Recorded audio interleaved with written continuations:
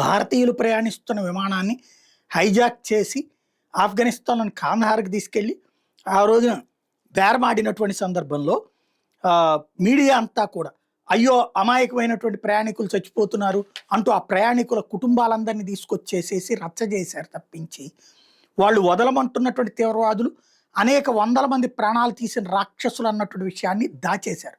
అదేమంటే ఆ రోజున ఒకప్పుడు ఏదైతే యునైటెడ్ ఫ్రంట్ అధికారంలో ఉన్నటువంటి సందర్భంలో ముఫ్తీ మహమ్మద్ సయీద్ అప్పటి హోంమంత్రి కూతుర్ని కిడ్నాప్ చేస్తే ఉగ్రవాదులు విడిచిపెట్టినప్పుడు ఎన్డీఏ అట్లా ఎందుకు చేయదంటూ ప్రశ్నిస్తూ నాటకం ఆడారు.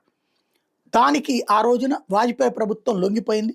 ఫలితం ఇవాళ మసూద్ అజర్ లాంటి రాక్షసుడు ఆనాడు కాందార్ విమానం అయ్యాక తర్వాతనే అక్కడికి వెళ్ళి ఆ తర్వాత భారతదేశంలో అలకల్లోలానికి కారణమయ్యాడు. అమిత్ షా ఇప్పుడు ఆనాటి విషయాలు కూడా వదిలిపెట్టట్లేదు. తాజాగా సిబిఐ అరెస్ట్ చేసినటువంటి ఒకడు 35 సంవత్సరాల నుంచి పరారీలో ఉన్నటువంటి షఫత్ అహ్మద్ షంగ్లూని అరెస్ట్ చేసింది సిబిఐ. వీడు మోస్ట్ వాంటెడ్. ఎట్లాగంటే రుబియా సయీద్ ఎవరైతే ఆనాటి హోంమంత్రి యూనియన్ హోంమంత్రిగా ఉన్నటువంటి కేంద్ర హోంమంత్రిగా ఉన్నటువంటి ముఫ్తీ మహమ్మద్ సయీద్ కుమార్తె రుబియా సయీద్ని కిడ్నాప్ చేసినటువంటి నిందితుడు 35 సంవత్సరాలుగా పరారీలో ఉన్నాడు.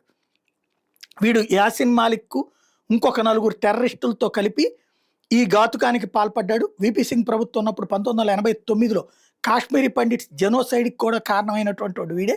వందలాది మంది పాకిస్తాన్ కాశ్మీరీ ప్రజల్ని ఊచకోత కోసినటువంటి రాక్షసుడు వీడు. తర్వాత 1990లో యాసిన్ మాలిక్తో కలిసేసి వీడు ఈ ఘాతుకాలకి యాసిన్ మాలిక్ని ఇక్కడ వదిలిపెట్టేసి వాడు జంప్ అయిపోయాడు.